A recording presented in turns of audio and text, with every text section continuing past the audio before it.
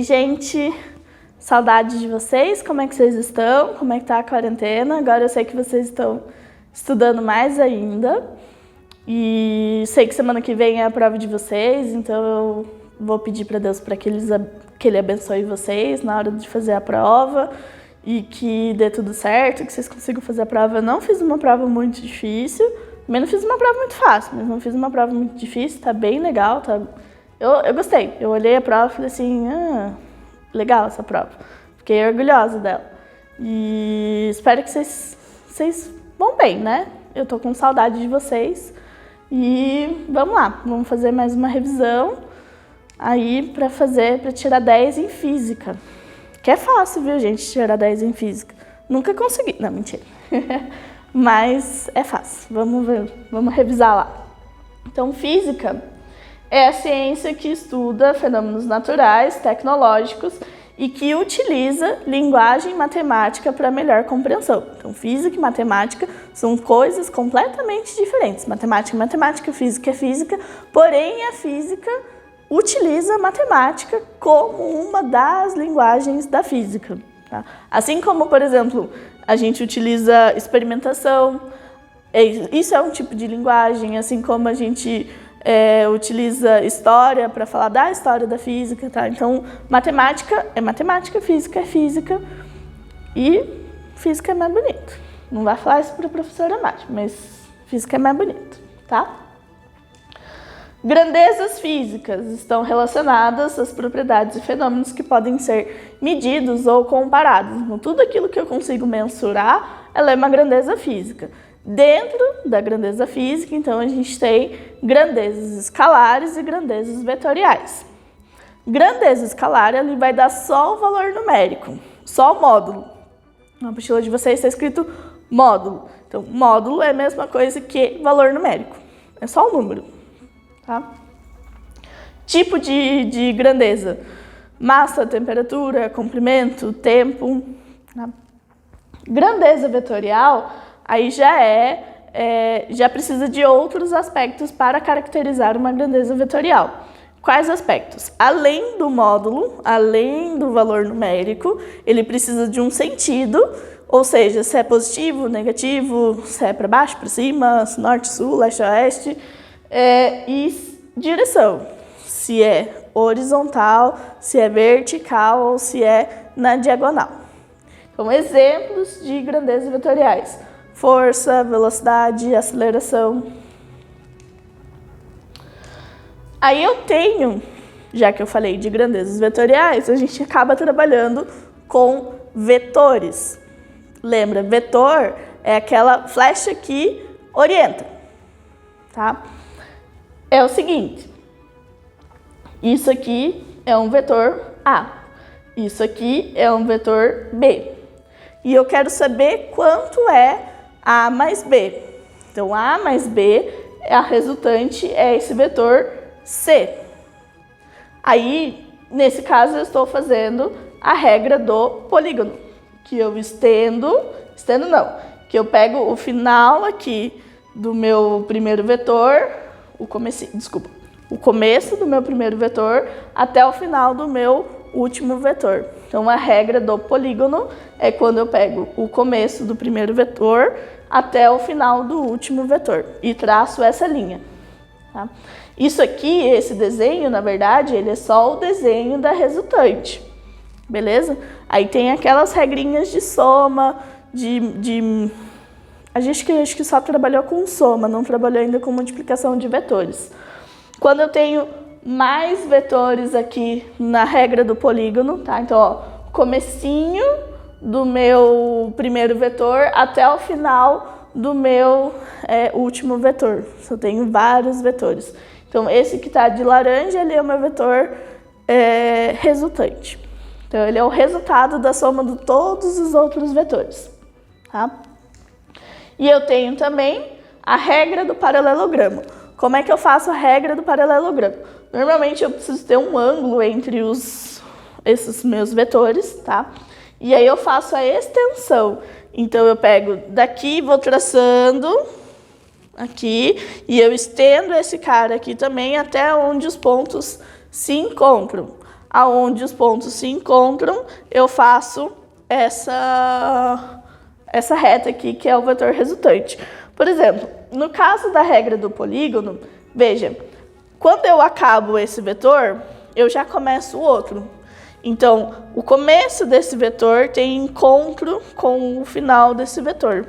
Na regra do paralelogramo, os meus vetores eles começam da mesma maneira. Então, e eu acabo tendo uma angulação entre eles. Então, a minha resultante vai ser isso aqui, esse em vermelho aqui, mas ela é resultado da extensão dos meus vetores. E essa extensão dos vetores é vocês que fazem o desenho. Tá? Soma de vetor. Então, eu tenho dessa maneira, onde eu pego um vetor 1, um vetor 2 qualquer e faço um vetor dessa maneira. Esse exemplo aqui são vetores que estão na mesma direção e no mesmo sentido. Então, eu acabo somando os dois. Nesse caso aqui, eu tenho vetores que estão na mesma direção e em sentidos opostos. Então, um está vindo para cá e o outro está indo para lá. Acaba que eu faço a diminuição dos vetores. E aí, quando eu tenho um ângulo de 90 entre os meus vetores, então, ó, nesse caso aqui, qual é o vetor?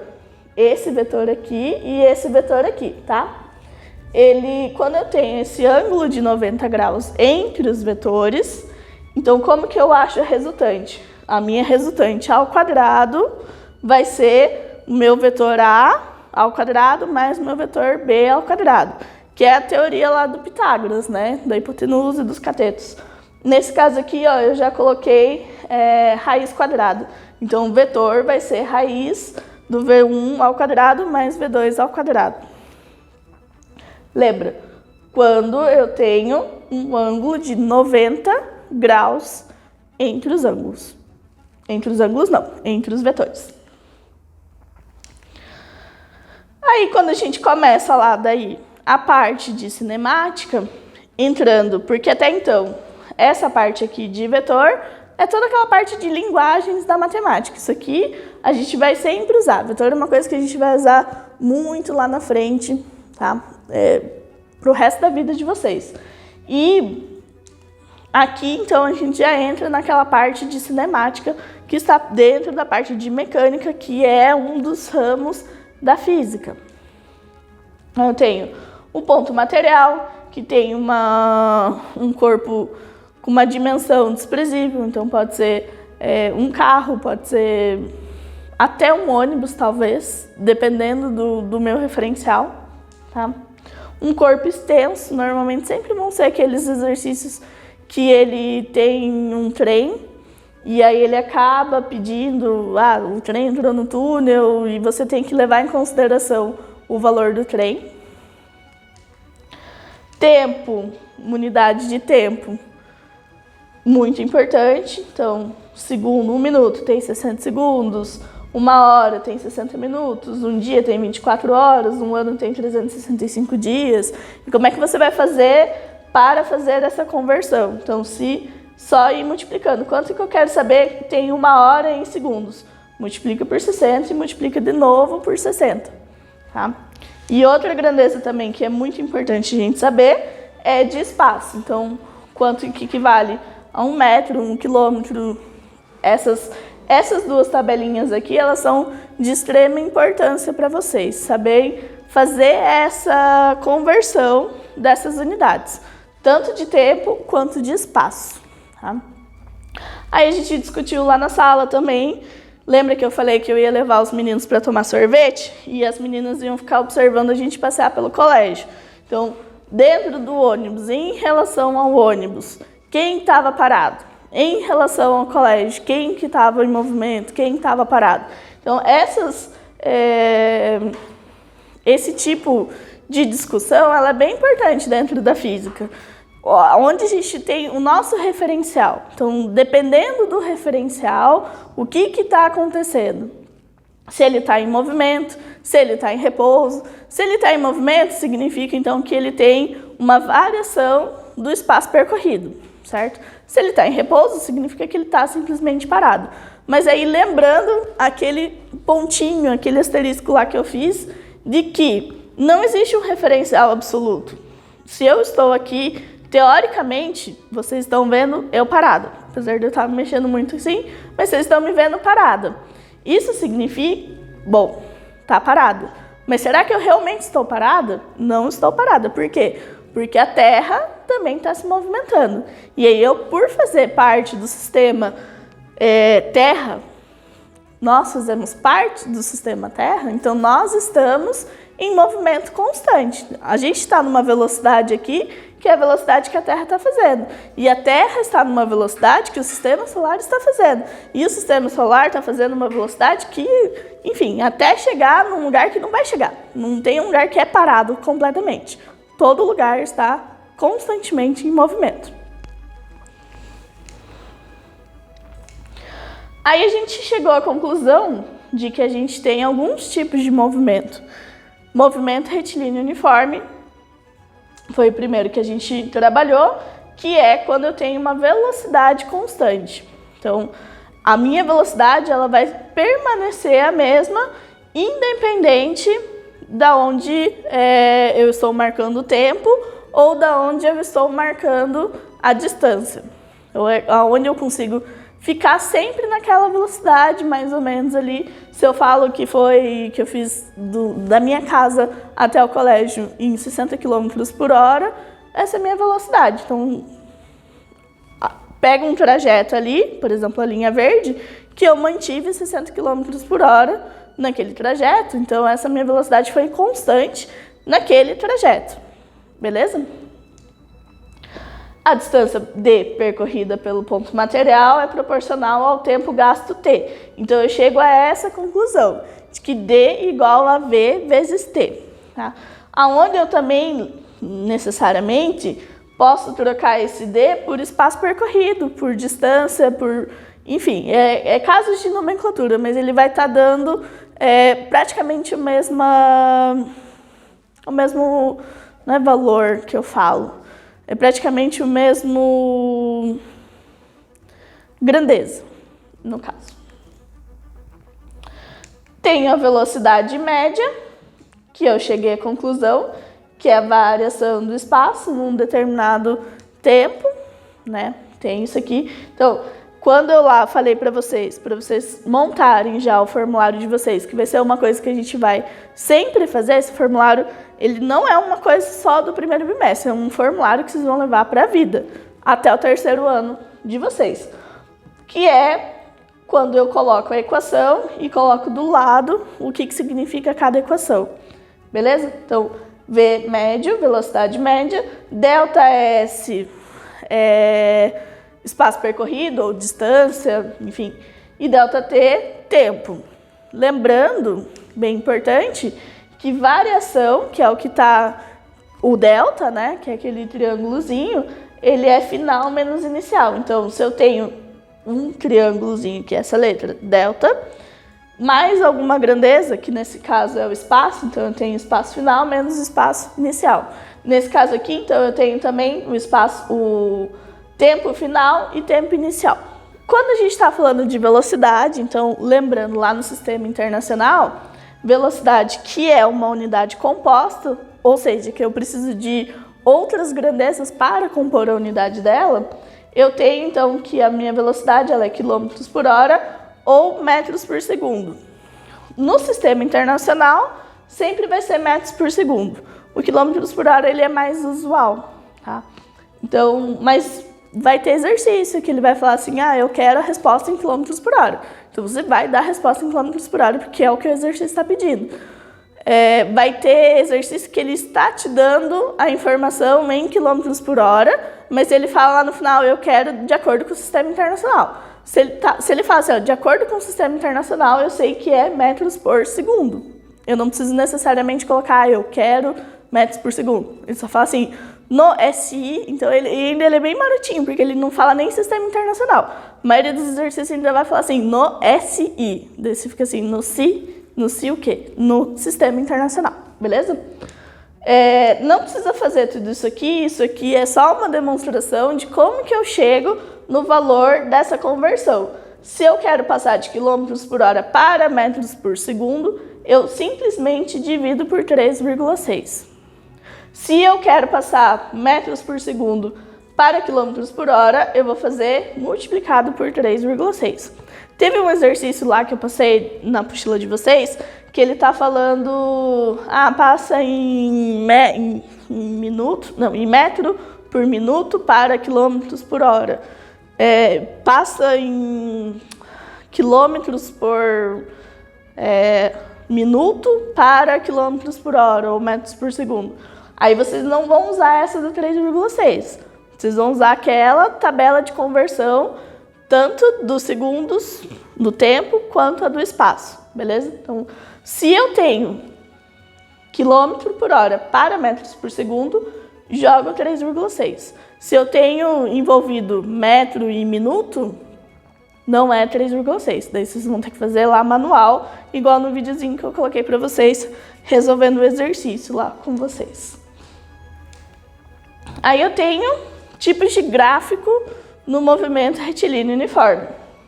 Então, o gráfico da velocidade pelo tempo, ele vai ser essa linha reta, tá? Por que essa linha reta? Isso significa que em qualquer determinado tempo, ele vai ser aquela determinada velocidade. Então, se a velocidade ela é 10, ela vai ser 10 em qualquer tempo. Então, ele é só uma linha reta. No gráfico do MRU, velocidade por tempo. Velocidade constante, gráfico constante. Distância por tempo. Aí, se eu estou variando a distância, significa então que eu tenho uma variação. Começa aqui, ó. Se ele está nesse ponto aqui, significa então que ele está passando pela origem, primeiro. Isso aqui está começando ou passando ou começando pela origem. E que ele, de acordo com o tempo, ele está variando. Então, ó, quando ele é 1 segundo, ele é 10 metros. Quando ele é 20 metros, ele é 2 segundos. E assim vai. Então, esse aqui é o gráfico da distância por tempo no movimento retilíneo uniforme. A posição de um corpo descrevendo uma trajetória. Então, lembra, quando eu falo, por exemplo, de inicial, ele não significa necessariamente que o meu inicial é no zero. Ele pode ser qualquer valor. Eu fiz aqui um desenho, por exemplo. Se eu pego e falo que esse aqui é o meu ponto zero, digamos que é o meu ponto onde eu estou observando, mas o carrinho começou antes, mas começou o quê? A hora que eu coloquei o cronômetro, ele estava atrás de mim. Então, a posição inicial dele é de acordo com o meu tempo igual a zero. Se no meu tempo igual a zero ele estava atrás de mim, então a posição inicial dele não é zero. É menos alguma coisa. Que nesse caso aqui, por exemplo, eu coloquei menos 1. Tá? Então, o S0, só porque ele tem o zero lá, não significa que ele é zero. Significa que ele tem um valor. Por exemplo, o S0 nesse caso aqui é 30, porque onde está o meu T igual a zero? Quando o meu carro já estava no quilômetro 30. E aí, como que fica o gráfico? O outro gráfico que eu mostrei, ele começava aqui. Mas esse, ele vai começar aqui. Por quê? Porque o inicial dele é 30. Então, nada mais óbvio que começar pelo 30. Beleza? Então, é assim que a gente, por exemplo, lê um gráfico. Aí eu tenho a equação horária da posição no MRU. Tá?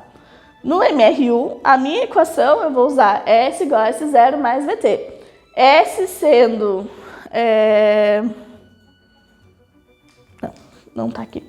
S sendo posição final, S0 sendo a posição inicial, V sendo a velocidade e T sendo tempo. Essa é uma equação que vocês vão ter que colocar no formulário de vocês, beleza? Aí, como que eu chego nessa equação? Lembrando que eu não preciso necessariamente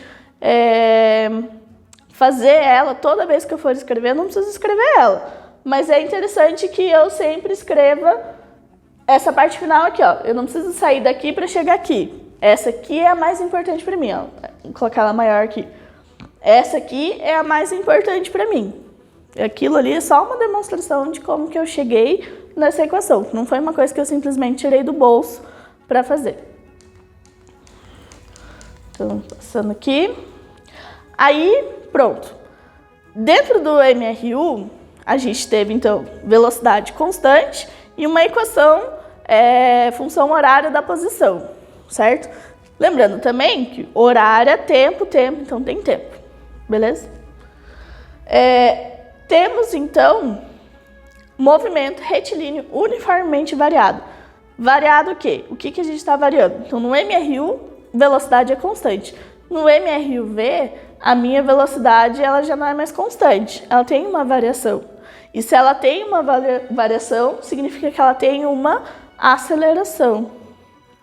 Então, a aceleração é a variação da velocidade num determinado tempo. A aceleração é a variação da velocidade num determinado tempo. É assim que a gente escreve matematicamente isso. A aceleração ela tem que ser constante e diferente de zero. Ah, prof, mas a aceleração igual a zero, ela é constante zero. Mas é que zero multiplicado por qualquer coisa é zero. Então, não estou levando em consideração. Mas se a aceleração for menos 1, já tenho aceleração. Uma aceleração negativa, significa que eu estou freando alguma coisa. Mas eu tenho uma aceleração. E se eu tenho uma aceleração, menos 1, menos 10, enfim, eu tenho uma variação da velocidade. Significa que se eu tenho uma aceleração, por exemplo, negativa, a minha velocidade ela vai ter que diminuir, beleza? Como que vai ser o gráfico da aceleração por o tempo? Então, se a aceleração é constante, então, nesse caso, o meu gráfico é uma reta. Não, eu sei que, assim, é um pouquinho complicado, porque eu já apresentei esse gráfico também para vocês. Apresentei na forma de velocidade por tempo, mas apresentei isso lá no movimento retilíneo uniforme, onde a minha velocidade era constante. Então, tem essa diferença. Agora, aqui, a minha aceleração é constante. Por isso que toda vez que vocês forem desenhar um gráfico, toda vez que vocês forem observar, analisar um gráfico, vocês precisam ver qual a informação que o eixo está trazendo. Então, ele está trazendo a seguinte informação. No meu eixo Y, eu tenho aceleração. No meu eixo X, eu tenho tempo. Beleza? É isso aqui que ele tá me falando. Aceleração constante, enfim. Essa aceleração... Ah, e tem outra. Isso aqui é uma aceleração positiva. Se ele estivesse para baixo desse zero aqui, seria uma aceleração negativa. Aí eu tenho agora as equações do movimento retilíneo uniformemente variado, MRUV. Função horária da velocidade. Então, função horária da velocidade, toda vez que eu pedir um exercício, toda vez que o exercício fala assim, qual é a função horária? Como que eu escreveria a função horária da velocidade? Como eu falei, a função horária? É isso aqui que eu vou usar. Da velocidade, então, horária da velocidade, é essa equação que eu vou usar. Horária por quê? Porque eu tenho tempo. Da velocidade por quê? Porque ele está me dando o valor da velocidade. Velocidade final, velocidade inicial, mais A vezes T. Lembrando, só assim, ó, não cometam esse erro, por favor. Se eu tenho aqui um valor, digamos, eu tenho um valor de 5. Então, vou até escrever assim, ó. Se eu tenho aqui V igual a 5 mais 2T, digamos. E eu quero saber o valor do tempo. Vou colocar aqui um outro valor, 10. Esse cara aqui, ó, escrever D azul. Esse cara aqui, ele não vai somar com isso aqui. Isso aqui isso aqui não vai ser 7 vezes T, tá? Isso aqui é uma coisa, isso aqui é outra coisa. Isso não vai ser 7 vezes T, beleza? Isso está incluído na linguagem matemática que a gente está usando, beleza? função horária da posição. Então, a função horária da posição, ó, aí eu não vou usar aquele S que que eu tinha colocado no movimento retilíneo uniforme. Eu vou colocar como D, principalmente porque é uma nomenclatura que o livro de vocês está usando. Só que nesse caso eu preciso fazer uma observação para vocês que eu não fiz na sala de aula. Quando eu estou... Na sala de aula não, que eu não fiz no vídeo passado. Quando eu estou falando dessa equação aqui, ela já está implícita de que a minha posição inicial ela é 0. Tá? A não ser que eu transforme esse D como ΔS. E aí eu preciso transformar isso como uma posição inicial. Ai, prof, não entendi o que você falou. Pera. Isso aqui, ó. Esse D eu posso escrever ele como ΔS igual a V0 T mais AT ao quadrado sobre 2. Beleza? Então, esse D eu posso reescrever dessa maneira. E esse cara aqui eu sei que eu posso escrever dessa maneira também.